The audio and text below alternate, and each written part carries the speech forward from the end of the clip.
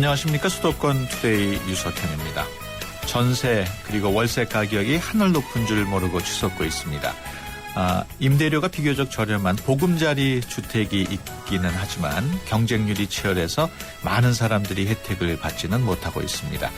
그래서 정부에서는 행복주택 사업을 시행하기로 했습니다. 이번에 오류동 사업이 확정됐는데요. 자세한 내용 잠시 뒤에 알아보겠습니다. 신용등급은 평소에 관리하지 않으면 급하게 대출을 받을 때 불이익을 받을 수 있습니다. 신용등급 어떻게 관리해야 하는지 오늘 부자가족 만들기 시간에 자세한 내용 알아봅니다. 2부에는 법률 상담 마련되어 있습니다. 복잡한 법률 문제 있으신 분들은 서울전화 02-771국에 0945번으로 전화 주시거나 짧은 문자 50원, 긴 문자 100원의 이용료가 있는 샵 0945로 문자 주시기 바랍니다. 법무법인 한별의 조상원 변호사가 상담해 드립니다. 오늘 방송 관련해서 궁금하신 점이나 의견도 받고 있습니다. 2월 18일 화요일 수도권 투데이 시작합니다.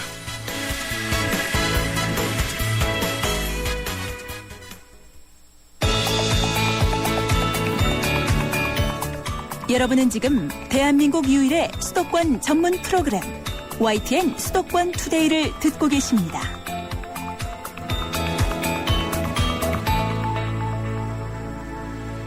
투데이 이슈 점검 시간입니다. 집값은 다소 떨어지고 있지만 전월세 가격은 계속 오르고 있습니다. 대학생이나 비정규직으로 사회생활을 시작한 사회초년생들은 당장 방 한 칸도 구하기 어려운 실정입니다. 이와 관련해서 각종 임대주택 혜택에서 비켜나 있었던 주거 사각지대 계층을 위한 행복주택의 오류동 사업이 확정됐습니다. 국토교통부 행복주택기획과 서정관 사무관 전화로 연결해서 자세한 내용 알아보겠습니다. 안녕하십니까? 예, 안녕하세요. 국토교통부 서정관 사무관입니다. 네, 먼저 이번에 확정된 오류동 행복주택 사업 정확하게 어디에 얼마나 입주가 되는지 먼저 설명을 해 주시죠.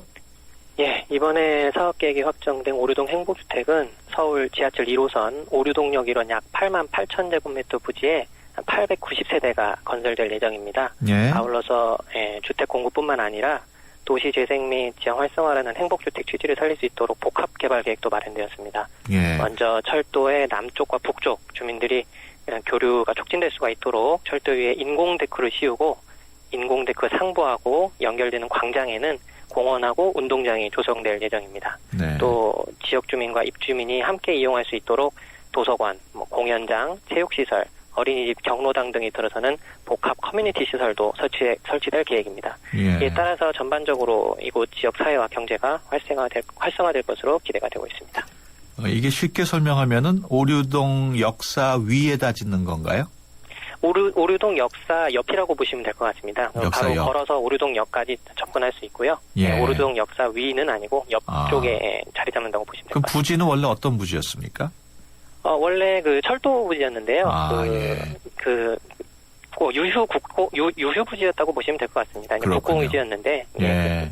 그 당초 계획은 1,500호인 것으로 알고 있었습니다만 890호로 줄었다고요? 예, 그렇습니다. 예, 특별한 이유가 있나요? 예, 국토부 지금 행복주택 사업을 여러 군데에서 추진을 하고 있는데요. 네. 사업 계획이 확정되기까지 사실 지자체 의견을 최대한 반영하기 위해서 노력을 하고 있습니다. 세대수와 관련해가지고 작년 5월 후보지 발표할 당시에는 이 오류동 지구의 세대수가 이제 1,500호였습니다. 예. 근데 이제 구로구에서 교통 혼잡이라든지 이런 이유로 예. 우리부에 이제 세대수 축소를 요청을 했고요. 네. 이에 따라서 우리부하고 구로구 그리고 사업 시행자인 LH가 수차례 협의 조정한 결과 이제 공급 세대수를 890호로 축소하는 것으로 확정되었습니다. 네. 이미 그 보금자리 주택이라고 있습니다만은 이 행복주택은 기존의 보금자리 주택하고 어떤 점이 다른 건가요? 네, 많은 분들이 이 점을 궁금해하시는데요. 행복주택은 젊은 계층에게 사회적 도약의 디딤돌로서 주거 공간을 제공하기 위한 주택입니다. 그리고 보금자리 주택은 서민들의 정주 여건을 조성하는 것이 목적이었죠. 그래서 네. 다른데요.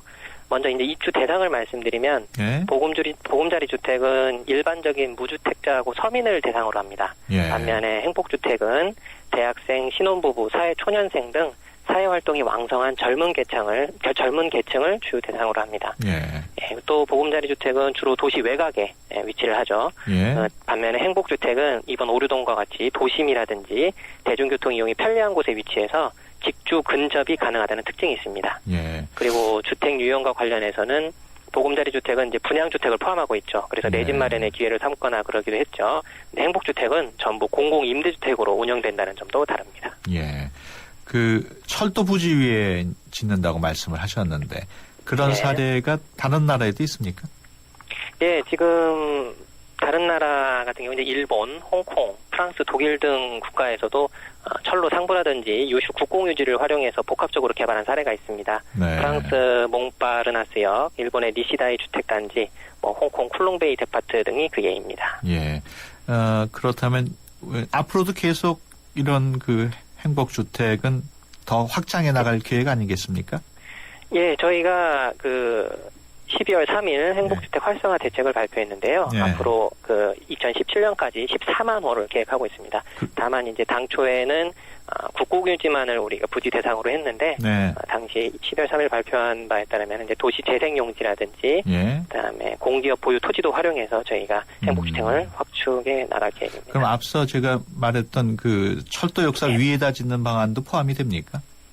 지금 이제 그 철도 역사 위라고 이제 말씀을 하시는데 그 점에 조금 오해가 있는 것 같습니다. 예. 실제 이제 철도 역사는 이제 역사대로 일단 유지가 되는 거고요. 예. 그다음에 철로 위에 네. 일부 지역에서는 이제 인공 데크, 그러니까 네. 그 공간이 만들어지는 거죠. 철로 위에 네. 공간이 만들어지긴 합니다만 거기에는 공원이나 광장이 들어서고 예. 실제 아파트 건물은 철로 옆 여유 부지에 건설이 됩니다. 그렇군요. 네, 그리고 이제 말씀하신 대로 그런 철도 부지를 포함을 하게 됩니다. 앞으로 네. 이제 후보지를 찾아 나갈 텐데요. 예. 네, 그런 부지도 지속적으로 확충해 나갈 예정입니다. 알겠습니다. 일부 주민들은 그 예. 행복주택이 들어오는 거에 대해서 좀 반대하는 주민들이 있는 걸로 알고 있는데 어떻게 예, 좀 그렇습니다. 주민들의 동의를 얻고 계십니까?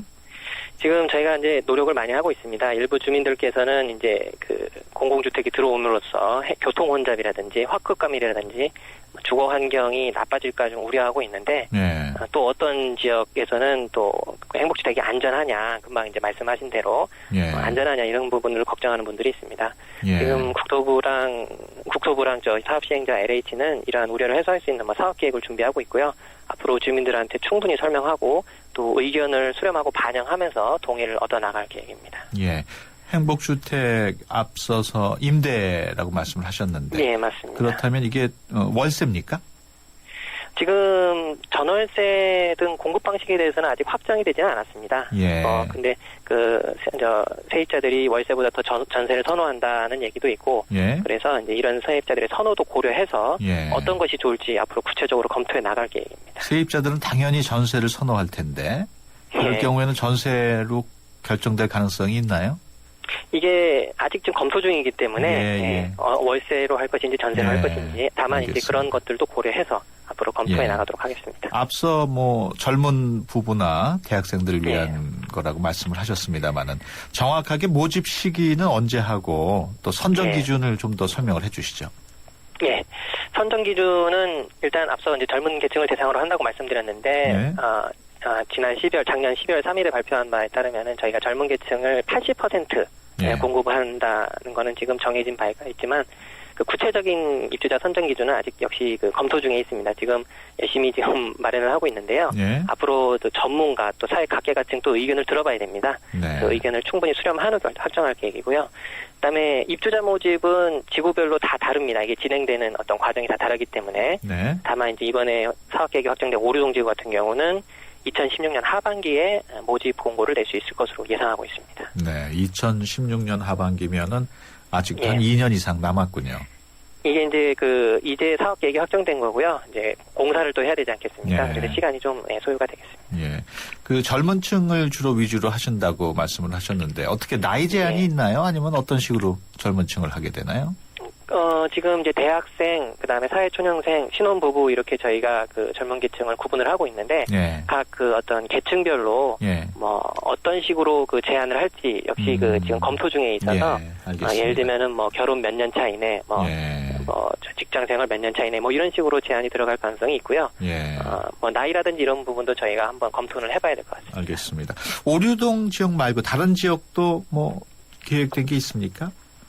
지금 작년 5월에 저희가 발표한 시범지구가 총 7곳입니다. 그중에 예. 이제 가좌는 작년 연말에 사업계획이 확정됐고 이번에 이제 네. 오류가 사업계획이 확정됐는데요. 예. 시범지구 중에 5개 남은 지구는 이제 기한을 미리 정하기보다 예.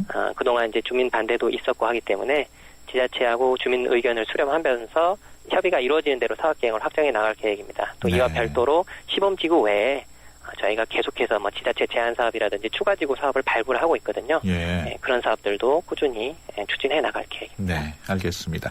지금까지 국토교통부 행복주택기획과의 서정관 사무관이었습니다. 오늘 말씀 고맙습니다.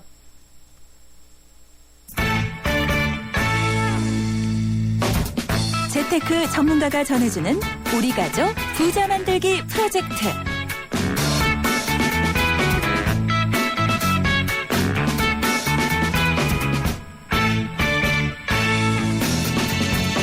네, 부자 가족 만들기 시간입니다. 재무와 주식, 세무, 상속 등 청취자 여러분들의 사연을 토대로 전문가와 상담해 봅니다. 오늘도 재무 설계 전문가이신 키움 에셋 플래너 김영돈 강화문 지점장 나오셨습니다. 안녕하십니까? 네, 안녕하십니까? 네, 이번 주 첫 번째 질문 내용인데요. 얼마 전에 결혼한 30대 초반입니다. 결혼하면서 전세 자금이 부족해서 대출을 알아보던 중에 신용 등급이 안 좋다는 이유로 아내 명의로 겨우 대출을 받을 수 있었습니다. 1년 전에 다니던 회사가 어려워 급여를 못 받은 적이 있어서 자동차 할부 그리고 신용카드를 몇 개월 연체한 사실이 있었는데 그것이 영향을 미친 것 같습니다. 앞으로 아내는 전업주부가 될 예정이어서 제가 대출을 받아야 될 것 같은데 어떻게 하면 신용 등급을 올릴 수 있을까요? 이런 내용인데요. 신용 등급 평상시에는 뭐 필요성을 느끼지 못하지만 필요할 때 특히 대출 받을 때는 정말 중요한 사항인데 일부 직장에는 취직할 때도 신용 등급이 중요하다고 하던데 맞습니까? 네, 그렇습니다. 신용이란 단어의 뜻을 먼저 살펴보면은요. 네. 신용이란 미래 일정 시점에 갚을 것을 약속하고 돈을 빌려 쓰거나 아니면 상품이나 서비스를 미리 획득할 수 있는 능력을 말합니다. 네. 즉 빌려주는 사람과 빌리는 사람 사이의 신뢰를 신용이라고 할 수 있는데요. 요즘은 이런 신용이 중요한 자산이 되는 시대에 살고 있습니다. 신용을 사용하면은 지금 돈이 없어도 상품이나 서비스를 구매할 수 있고요. 네. 또 낮은 금리로 돈을 빌려서 좀 더 일찍 쾌적한 환경에 집을 살 수도 있고요. 또 자기 자본이 적더라도 그 금리가 낮은 대출을 받아서 투자를 한다면은요. 레버리지를 일으켜서 좀 큰 자기 자본 수익을 얻을 수 있는 그런 투자 재원으로도 신용을 활용할 수가 있습니다. 네. 이렇게 중요한 신용 관리를 미리미리 하지 않는다면은요. 높은 금리로 대출을 받아야 하거나 문의 주신 분처럼 대출이 아예 불가능한 경우도 발생하고요. 네. 또 신용불량자는 취업이 불가능한 상황까지 발생하기도 합니다. 따라서 신용거래를 한 다음에는 항상 주의를 기울여서 관리해야 높은 신용등급을 유지할 수 있겠습니다. 네. 신용등급이 보통 1등급에서 10등급까지 나눠지는 걸로 아는데 어떤 기준으로 정해지겠죠? 네, 그렇습니다. 신용등급은 신용평점이라는 거에 의해서 결정이 되는데요. 신용평점은 각 개인의 신용 정보를 종합해서 향후 1년 내에 90일 이상 연체가 발생한 가능성을 통계적인 방법으로 점수한 것입니다. 네. 따라서 신용평가 기준 중에 가장 크게 고려되는 것은 연체 이력입니다. 연체의 종류에는요. 대출 연체 말고도 세금이나 과태료 같은 벌금 또 국민연금 건강보험료, 공과금은 물론이고요. 휴대폰 사용료 같은 각종 결제 금액이 모두 포함이 됩니다. 네. 그렇기 때문에 신용관리를 위해서는 신용카드뿐만이 아니라 일상생활에서의 모든 결제 습관이 제대로 잡혀 있어야만 합니다. 네. 다음으로 신용등급에 많이 고려되는 것은 현재 자산 대비 부채 수준입니다. 자산이 적은데 돈을 빌리고 있다는 것은 재정 안정성의 적신호라고 볼 수 있기 때문이죠. 이 밖에도 신용등급은요. 신용카드 이용 수준과 할부거래 형태 또 신용거래 기간 등이 주요 평가 기준으로 고려되어지고 있습니다. 네. 이렇게 산정한 신용평점을 1에서 10등급으로 단계를 나누는데요. 1등급에 가까울수록 신용상태가 우량하다고 볼 수 있겠습니다. 그렇군요. 현재 신용 등급별로 대출을 받을 때 금리 차이가 얼마나 납니까? 네, 현재 신용등급이 가장 우량한 1등급이라고 한다면은요, 금융에서 상품마다 약간의 차이는 있겠지만, 약 연 4.5에서 5.5% 사이의 금리로 대출이 가능합니다. 네. 하지만 신용등급이 5등급으로 떨어지면은 은행권에서는 평균 8.5% 정도로 대출 금리가 급등하게 되고요. 예. 만약에 10등급인 분들은 현재 대부업법상 제한금리가 39%인데 이 39%를 다 지급한다고 해도 돈을 빌리기가 어렵게 됩니다. 네. 보통 7등급 이하의 저신용자들은 은행권 대출이 어렵고 또 신용카드 발급이 불가능한 경우가 있는데요. 문의 주신 분의 경우도 그 예전에 연체 이력 때문에 신용등급이 7등급 이하로 떨어져 있는 것으로 보여집니다. 네.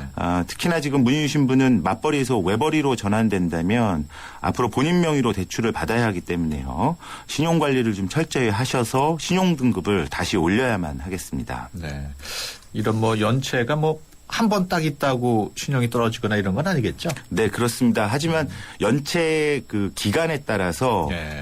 그 신용 등급에 영향을 미치는 기간이 차이가 납니다. 그렇군요. 따라서 가급적이면은 하루라도 연체를 하지 않는 것이 좋습니다. 예. 문의 주신 분은 그렇다면은 어떻게 해야 신용 등급을 올릴 수 있을까요? 네, 신용 등급을 올리기 위해서는요. 우선 본인의 신용 정보 현황을 확인하는 것이 필요하겠습니다. 네. 아프면 병원 가서 검사부터 하는 게 중요하듯이요. 본인의 신용에 어떤 문제가 있는지 제대로 파악하는 것이 중요합니다. 올 크레딧이나 마이 크레딧, 뭐 크레딧 뱅킹 같은 개인 신용 정보 사이트에 회원 가입을 하시면은요. 본인의 대출과 연체 사항, 또 다른 사람이 신용 조회를 했는지에 대한 여부, 또 본인의 신용 등급 같은 내용을 연 2회에서 3회 정도는 무료로 확인할 수가 있습니다. 네. 가끔 이렇게 신용 등급을 조회하면은 본인의 신용 등급이 하락하는 건 아닌지 오해하는 분들이 계신데요. 꼭 그렇지만은 않습니다. 네. 신용 조회 여부는 일부 신용 정보가 전혀 없는 분들이 단기간 내에 너무 자주 그 본인의 신용 정보를 확인했을 때만 참고 자료로 쓸 뿐이지 보통의 경우에는 신용 등급에 영향을 미치지가 않습니다. 네. 무엇보다 우선 자신의 상태를 정확하게 알아야 해결 방안도 찾을 수 있겠네요. 네, 그렇습니다. 그리고 신용 등급을 올리는 두 번째 방법을 좀 말씀드리면은요. 네. 절대 연체를 하지 않는 것이 중요합니다. 예. 연체를 하지 않는다고 해서 등급이 올라가는 건 아니지만은요. 연체를 하지 말아야 지금 등급에서 떨어지지가 않습니다. 네. 연체는 뭐 금액이 많고 적음보다는 연체 횟수와 빈도가 중요하기 때문에 주기적으로 결제돼야 하는 비용은 무조건 자동이체를 신청해서 연체 방지 장치를 해두는 것이 필요하겠습니다. 그리고 결제 통장은 헷갈리지 않도록 좀 하나의 통장으로 사용하는 것이 좋겠고요. 네. 자동이체일은 되도록 월급이 들어오는 다음 날로 정해서 잔고가 바닥나지 않도록 관리하는 것이 필요합니다. 네. 그리고 이체가 정기적으로 되고 있는지 또 사용 내역과 이체 금액이 일치하는지를 관리하는 습관을 매달 좀 들일 필요가 있겠습니다. 네. 만약 지금 현재 연체한 금액이 있다면은요. 오래된 것부터 또 금액이 큰 것부터 갚는 게 신용 등급을 올리는 데 효과적입니다. 네. 90일 이상 연체를 하면은 그 정보가 5년 정도 남게 되고요. 90일 미만이라도 3년 동안은 신용 등급에 또 신용 등급과 평점에 영향을 미칠 수가 있습니다.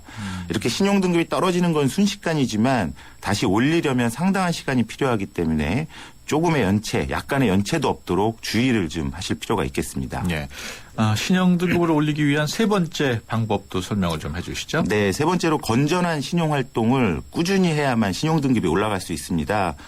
금융 실적이 전혀 없는 신입사원의 경우에는요, 신용 등급이 보통 6등급부터 시작합니다. 네. 일반적으로 대출이 전혀 없고 또 신용카드를 사용하지 않는다면 신용 등급이 높을 것으로 예상하지만 꼭 그렇지가 않습니다. 네. 신용 등급은 뭐 자산이 많고 적음이나 아니면은 소득이 많고 적음이 아니라 올바르고 건전하게 신용을 사용했을 때 등급이 올라갑니다. 단지 신용 등급을 올리기 위해서 일부러 대출을 받고 뭐 카드를 써야 되는 건 아니지만은요. 향후에 대출이 반드시 필요하신 분들이라면 본인의 소득이나 자산 규모에 맞게 적절한 대출을 받으시고요. 연체 없이 또 원리금을 상환하시고 신용카드나 체크카드를 사용하면 신용 등급을 높일 수가 있습니다. 네. 신용카드뿐만 아니라 체크카드 사용 실적도 신용 등급 평가에 활용되기 때문에요. 만약에 신용카드 발급이 어려운 분들은 현금을 쓰기보다는 체크카드를 사용한다면 신용 점수를 조금 더 높일 수가 있겠습니다. 그렇군요.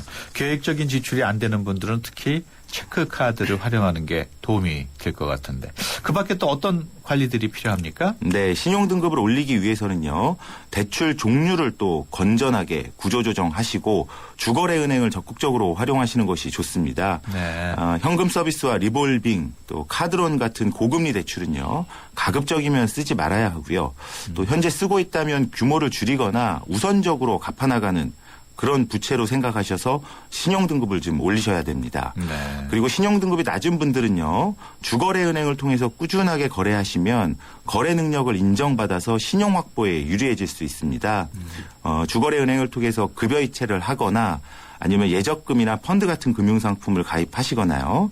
아니면은 공과금을 자동이체 하신다면 대출을 받을 때 우대금리나 수수료 면제 혜택을 받을 수가 있고요. 또 좀 더 빠르게 신용등급을 올릴 수가 있겠습니다. 네, 그렇군요. 지금 말씀하신 것처럼 신용등급을 올리기 위한 이런 세 가지 방법을 잘 지켜도 신용등급이 곧바로 올라가는 건 아니죠? 네, 그렇습니다. 일정 기간 동안에 평점을 내서 예. 그것이 신용등급에 반영하기 때문에 앞서 말씀드린 것처럼 꾸준한 관심과 또 관리를 기울여야만 신용등급을 유지하고 또 올릴 수가 있겠습니다. 네, 그렇군요. 지금까지 김영돈 키움에세 플래너 광화문 지점장과 함께했습니다. 오늘 말씀 고맙습니다. 네, 고맙습니다. 도전해보고 싶은 유럽 탑10 개표 결과입니다.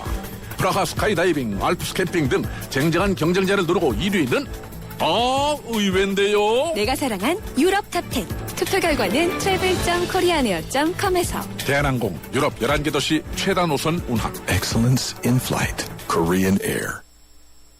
네, 수도권 투데이 1부 여기서 마치고요. 잠시 뒤 2부에서 뵙겠습니다. 2014 YTN 연중기획 함께하는 미래 창조 대한민국 김소영 한의학 박사입니다. 대한민국의 미래, 당연히 건강이겠죠? 요즘 보면은 학생은 학생들대로 또 주부는 주부대로 각자의 스트레스를 너무나도 안고 가는 사회가 돼버리지 않았나 이런 생각을 해봅니다. 모든 게 다 빨리빨리 이런 생활 습관에서 비롯된 게 아닌가 싶어요. 그래서 빨리빨리 생활 습관을 버려버리고 차근차근 생활 습관을 만들어 나간다면 그것이야말로 건강해질 수 있는 비결이고 미래의 건강한 대한민국을 여는 초석이 되지 않을까요? 2014 YTN 연중기획 함께하는 미래 창조 대한민국 YTN 라디오가 함께합니다.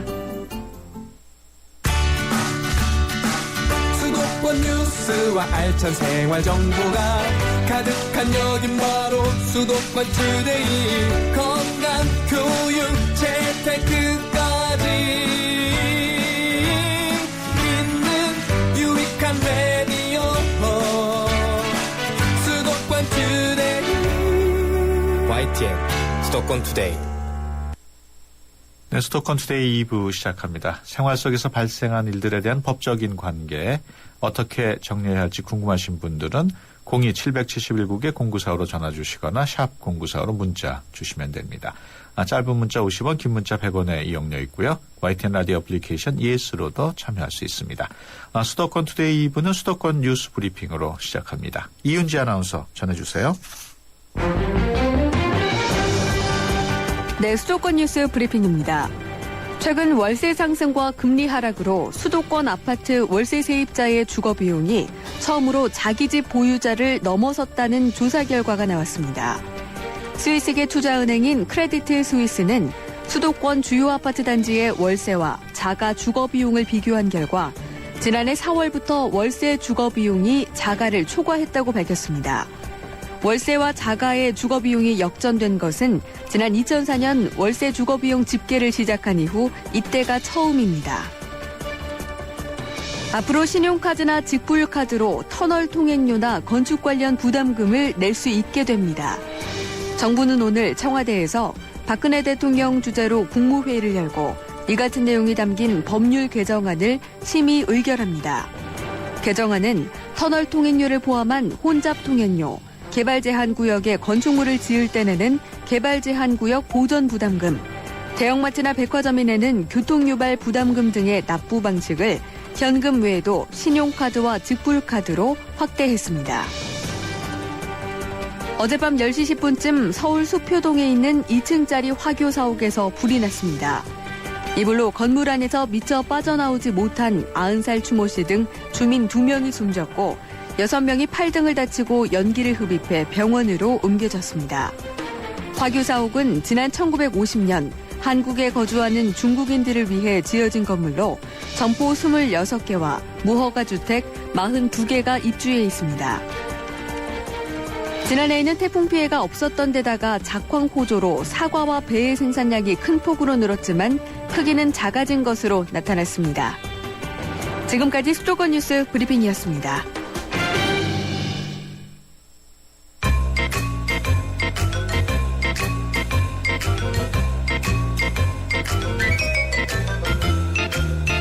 더불어 모두가 행복한 사회를 꿈꾸며 여러분의 법에 관한 모든 궁금증을 해결해드립니다.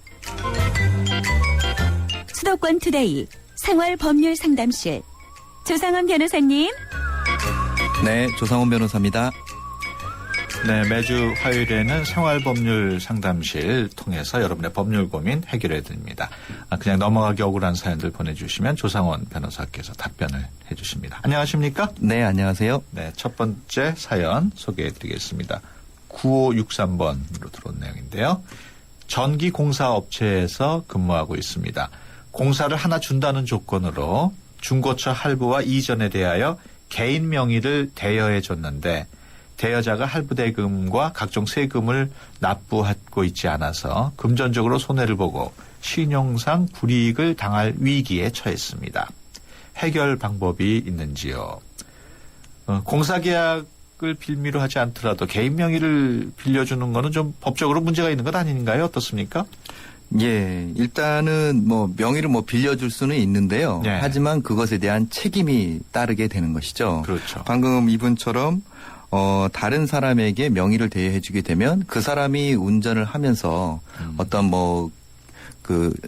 교통법규를 위반을 했다라든가 어떤 네. 사고가 발생했다라든가 했을 경우에 그것과 관련해서는 그 운행자, 즉 그 명의자가 일단 책임이 지게 됩니다. 네. 그렇기 때문에 일반적으로 명의를 대여해 주는 일은 하지 않으셔야 되는 거죠. 그렇죠.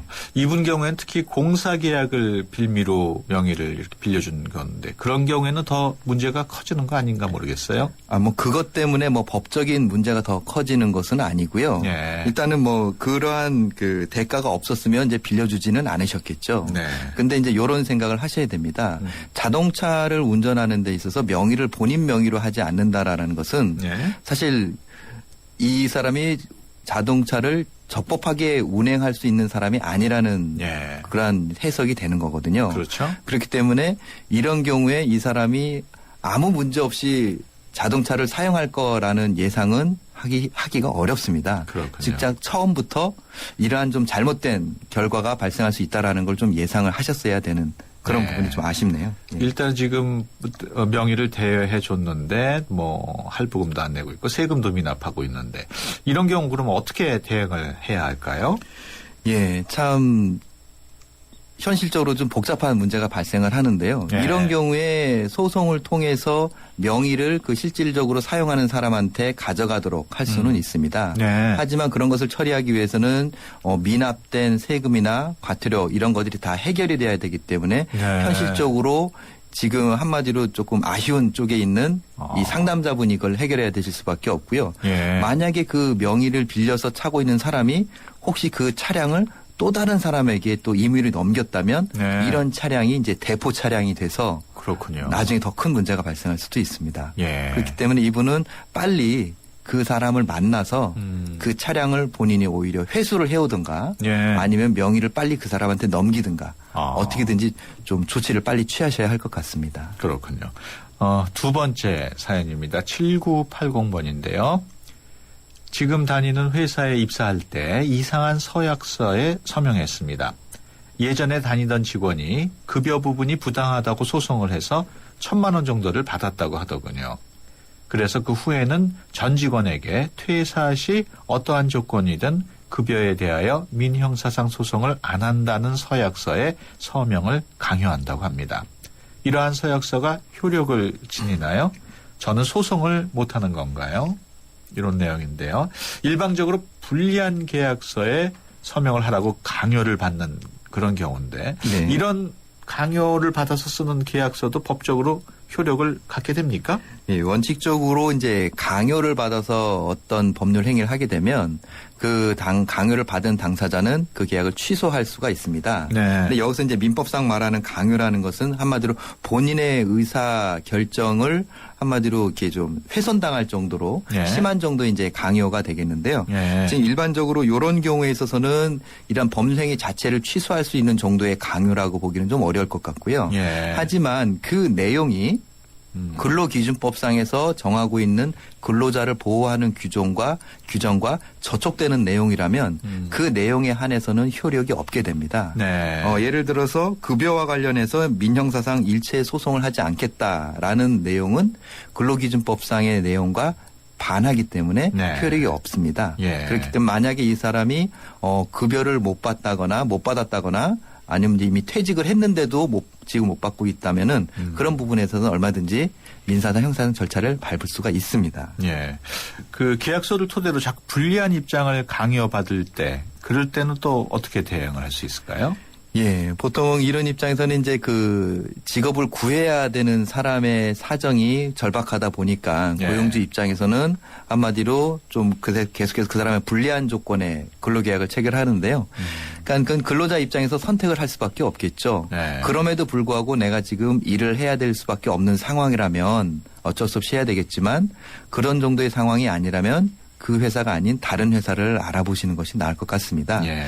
그리고 이제 만약에 어쩔 수 없이 약정을 하게 된다면 그러한 조건들을 애초에 서면으로 명문화해서 나중에 그것과 또 다른 불리한 요구를 한다거나 네. 다른 말을 하지 않도록 서면으로 그걸 명문화해 주는 것이 좋습니다. 네. 아예 당초 이런 계약서에는 서명을 안 하는 게 좋을 것 같은데 계약서에 서명을 안 할 수 있는 방법이 있을까요? 네. 지금 어차피 뭐 갑과 을 관계 이러한 내용이 많이 나와 있는데요. 네. 사실 을의 입장에서는 그것이 쉽지가 않죠. 네. 예. 그렇죠. 네. 생활법률상담실 법무법인 한샘의 조상원 변호사와 함께 하고 있습니다. 법률상담 필요하신 분 50원의 유료 문자 있는 샵 0945로 법률상담 신청합니다 라고 적어서 보내주시거나 서울 전화 02771국에 0945로 전화 주셔서 성함하고 전화번호 남기시면 저희가 연락을 드립니다. 계속해서 세 번째 사연입니다. 2467번으로 들어온 내용인데요. 무보험차를 운전하다가 무단 횡단하는 사람을 치었습니다. 큰 사고는 아니었고 살짝 부딪혔는데 무단 횡단하는 사람은 음주 상태였습니다. 사고 이틀이 지났고요. 피해자가 현재 입원 중입니다. 허리에 미세한 실금이 갔다고 하는데 어떻게 처리해야 되나요? 네. 무보험으로 차를 운전해도 괜찮은 건지 모르겠어요. 일단 우리 그 나라 자동차 보험에는 두 종류가 있습니다. 기본적으로 가입을 해야 하는 책임보험과 네. 그 다음에 이제 거기서 추가적으로 더 손해를 보상받을 수 있는 이제 종합보험으로 나눠지게 되는데요. 네. 일단 책임보험은 의무적으로 가입을 해야 됩니다. 네. 그렇기 때문에 책임보험까지 가입을 하지 않았을 경우에는 과태료 처분이나 그 다음에 그리고 나서 운전을 하게 되면은 어떠한 형사상의 어떠한 처벌을 받을 위험도 있는 것이죠. 네. 그렇군요. 무단 횡단하는 사람을 친 사고인데, 이분이 보면은 음주를 한 것 같아 그러니까 무단 횡단한 사람이 과실이 더 많을 것 같은데 어떻습니까? 네. 일단 사고가 발생한 것과 관련해서는 이렇게 생각하시면 됩니다. 그러니까 보험 여부와 상관없이 사고와 관련했을 때 그 운전자의 책임과 그 보행자의 책임은 객관적으로 판단을 하게 됩니다. 네. 일반적으로 음주를 한 상태에서 무단을 횡단을 하게 되면은 오히려 그 보행자의 과실이 더 크게 되는 거죠. 예. 그러면 운전자의 과실은 보행자보다는 적게 되는 것이고 예. 그다음에 이 보험 문제는 그 운전자의 과실에 해당하는 책임을 이 사람이 직접 자기 돈으로 물어야 되느냐 아니면은 보험회사에서 처리를 해 주느냐의 문제가 되는데 보험 가입이 안 돼 있다면 이 사람은 자기 개인 돈으로 자기 과실에 해당하는 만큼의 배상을 해줘야 되는 거죠. 네. 그다음에 별도로 이 사람 이제 보험을 가입하지 않았기 때문에 무보험으로 인한 어떠한 과태료나 처벌은 이 사고와 무관하게 예. 별도로 또 처리가 되는 겁니다. 예. 그러면 이 문의 주신 분, 예. 무보험차를 운전할 만큼 문제가 좀 있을 것 같은데 어떻게 처리하는 게 가장 현명할까요? 예, 지금 이 상담자분 같은 경우에는 사고 자체에 있어서는 자신의 과실이 적긴 하지만 예. 무보험차를 운전한 것으로 인한 또 본인의 책임이 인정될 여지가 있거든요. 예. 그래서 이것이 만약에 이제 경찰에 문제가 돼서 사건이 확대가 된다면 예. 이분이 무보험 차량을 운전했다라는 것이 밝혀질 수밖에 없습니다. 예. 그래서 이것을 좀 어떻게 처리하고 싶으면 그냥 뭐 경찰에 신고하거나 이런 것이 이루어지지 않도록 그 피해자와 서로 원만히 합의를 해서 종결을 짓게 되면 예. 일단 그 무보험이라는 것도 이제 문제가 되지는 않게 되는 거죠. 예. 그리고 이제 향후에는 이제 그 무보험 상태로 차량을 운전하시면 안 되겠죠. 그렇군요. 네. 네, 생활법률 상담실 조상원 변호사와 함께 상담 나누고 있습니다. 그럼 여기서 잠깐 투데이 컬처 팁 듣고 오겠습니다.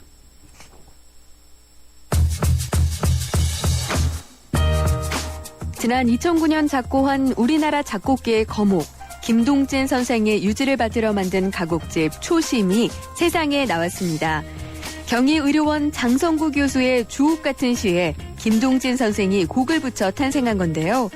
서정적 감성으로 아름다움을 추구하고 민족의 애환과 영광을 기원하는 시를 주로 써왔던 장성구 교수와 작곡가 김동진 선생의 인연은 지난 2000년으로 거슬러 올라갑니다.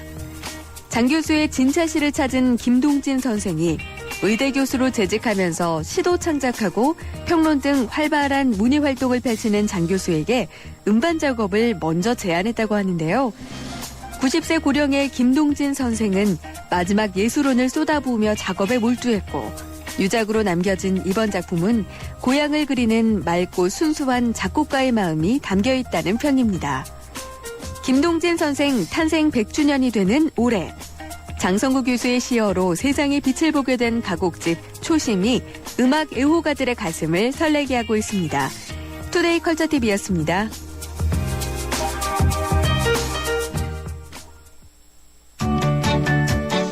수도권 투데이. 네, 생활법률 상담실 법무법인 한별의 조상원 변호사 함께하고 있습니다. 지금 말씀하신 도중에 문자로 궁금한 점 들어온 내용이 있는데요. 2375번인데요. 이민 간 사람 앞으로 명의가 돼 있는 아파트를 살 수 있습니까?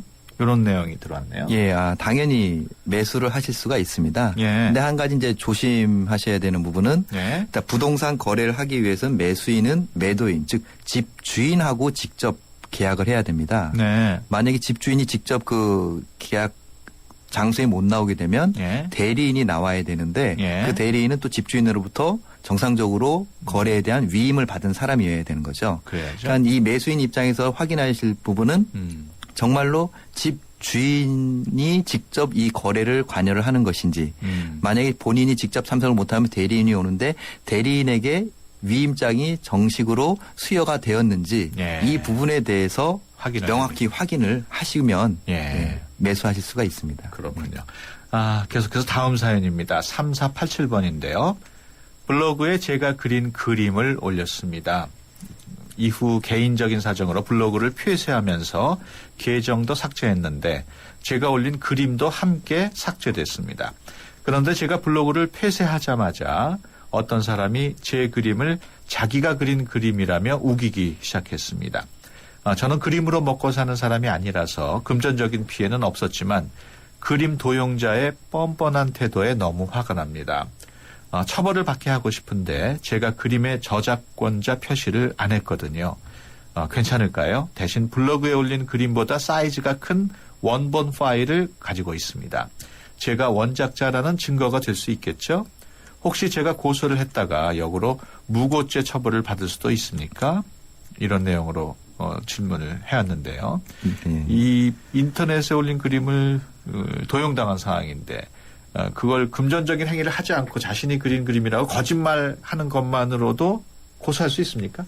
예, 일단 그 저작물이라는 것은 어떤 사람의 사상이나 감정을 표현한 창작물을 말하는 것이고 예. 이것은 그것이 이제 발생을 한 때, 이렇게 만들어진 때 네. 바로 그 창작자에게 권리가 발생을 하게 됩니다. 네. 그렇기 때문에 이것을 원작자의 허락 없이 다른 사람이 그것을 사용하게 되면 그것을 한마디로 도용한 불법적인 예. 사용이 되기 때문에 이 부분은 이제 권리 행사를 하실 수가 있는 거죠. 예. 이 문의 주신 분은 저작권자 표시를 안 했다고 하셨는데 그래도 저작권 보호를 받을 수 있나요?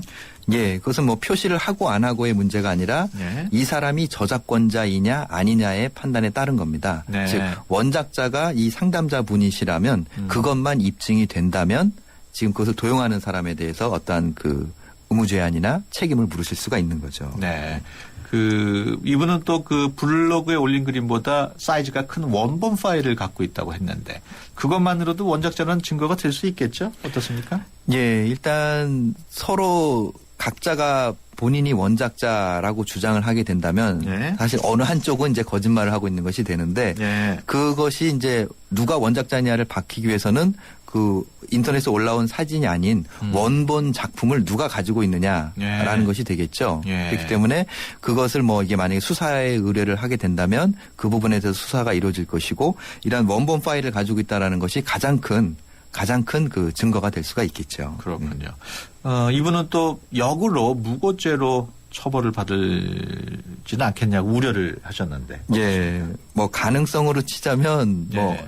없다라고 하기는 어렵습니다. 예. 왜냐하면 어느 한쪽은 거짓말을 하는 것인데 네. 만약에 수사가 이루어져서 객관적인 증거로 인해서 원작자가 다른 사람인 거로 밝혀졌고 이분이 거짓말을 하는 것이 밝혀졌다라고 한다면 이건 허위로 예. 고소를 한 것이기 때문에 무고죄가 될 수도 있겠죠. 그렇군요. 예. 근데 뭐 이분은 자기 그림이 확실하다고 하셨으니까. 예, 맞습니다. 그럴 가능성은 뭐 적을 걸로 예. 보이네요. 그러니까 이 무고죄에 대해서 좀 더 말씀을 드리면 이 무고죄가 인정되기 위해서는 본인의 그 고소가 허위 사실이었다라는 것이 객관적으로 입증이 돼야 됩니다. 네. 그러니까 원작자가 누구인지 사실 진실은 모르겠다라는 네. 상황이 된다면 사실 무고죄로 처벌을 받지는 않습니다. 예, 그렇군요.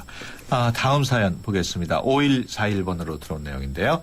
어머님이 A라는 사람한테 1,200만 원을 빌려줬는데 그분이 파산 신고를 하고 몰래 이사가 버렸습니다. 다행히 그 사람을 찾았는데 빚을 갚으라고 하니까 자기는 파산 신고를 했기 때문에 빚을 갚을 능력이 안 된다고 못 갚겠다고 합니다. 현재 어머님이 지병이 있으셔서 병원비도 내야 하는데 파산 신고한 사람에게는 돈을 받지 못하는 건가요? 법적으로 방법이 없는지요? 그러니까 네. 돈을 빌려준 사람이 파산 신고를 했다는 건데 그 돈도 네. 변제받을 수 있습니까? 일단 파산 신고가 들어가고 파산 선고가 나게 되면 채권자들이 그 파산 선고를 받은 채무자에게 법적으로 강제 집행을 못하게 되어 있습니다. 네. 그러니까 한마디로 집행을 받을 방법이 없게 되는 거죠. 그리고 파산 신고를 한 사람은 본인의 그 재산보다 채무가 훨씬 많은 사람인 경우에 해당이 되거든요. 예. 그래서 보통 이제 파산 같은 걸 하게 되면 청산 절차를 거쳐서 본인이 가지고 있는 재산을 채권자들에게 조금씩 안분 배당을 해주게 됩니다. 네. 그리고 나면 이제 이 채무자는 본인이 가진 재산도 이제 없는 것이 되어서 그 이상은 사실 변제받기는 어렵게 되는 거죠. 그러면 뭐 못 갚겠다고 하면은 돈을 못 받는 거군요. 예, 현실적으로 채무자가 파산 선고를 받게 되면 채권자 입장에서는 그 사람한테 더 이상 어떤 변제를 받기는 현실적으로 많이 곤란합니다. 그러면 뭐 방법이 없습니까? 어떻게 해야 됩니까? 예. 안타깝지만. 특별한 방법이 네. 없는데요. 그렇기 네. 때문에 이제 채권자분들께서는 조심하셔야 될 게 이미 빌려주고 난 다음에 방법을 찾기는 상당히 어렵습니다. 네. 그렇기 때문에 돈을 빌려주기 전에 미리 예. 좀 대책을 세우시는 것이 낫겠습니다. 그렇군요. 시간이 얼마 남지 않았습니다. 하나만 더 보겠습니다. 3232번인데요. 오토바이를 타고 가던 도중에 주황색 불에서 앞서가던 택배차가 갑자기 급정거를 했습니다. 저도 브레이크를 잡았지만 부딪히고 말았습니다. 다행히 택배차에 손상은 없었지만 제 오토바이와 몸이 조금 다쳤습니다. 이런 경우에도 전부 제 과실인가요? 예, 보통 이제 뒤에 가는 차량이나 오토바이가 앞서가는 차량을 받게 되면 사실 뒷차의 과실이 큽니다. 예. 더군다나 이제 급정거를 했을 경우에 그 안전거리 유지 의무를 위반했기 때문에 사고가 난 것인데요. 특별한 경우에 그 앞차가 아무런 이유 없이 급정거를 했다면 앞차에도 과실이 있겠지만 신호에서 주황색 불이 섰기 때문에 이런 경우는 뒷차에 과실이 크죠. 그렇군요. 네. 네, 지금까지 법무부인 한별의 조상원 변호사와 함께했습니다. 오늘 말씀 고맙습니다. 네, 고맙습니다.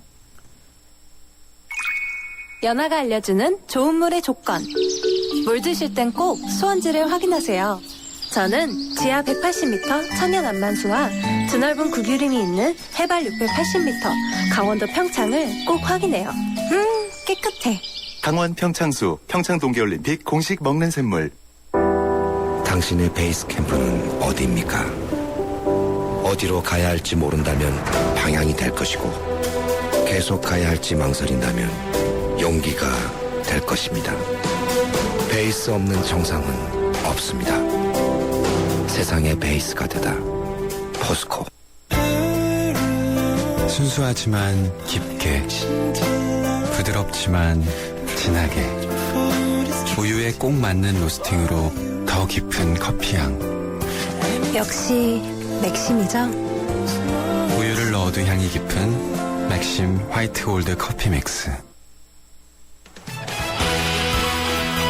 네, 수도권 투데이 오늘 순서 여기까지고요. 내일 오전 9시 10분에 다시 찾아뵙겠습니다. 지금까지 프로듀서 박준범, 기술감독 박봉선, 구성작가 최유미, 진행의 유석현이었습니다. 함께해 주신 여러분 고맙습니다.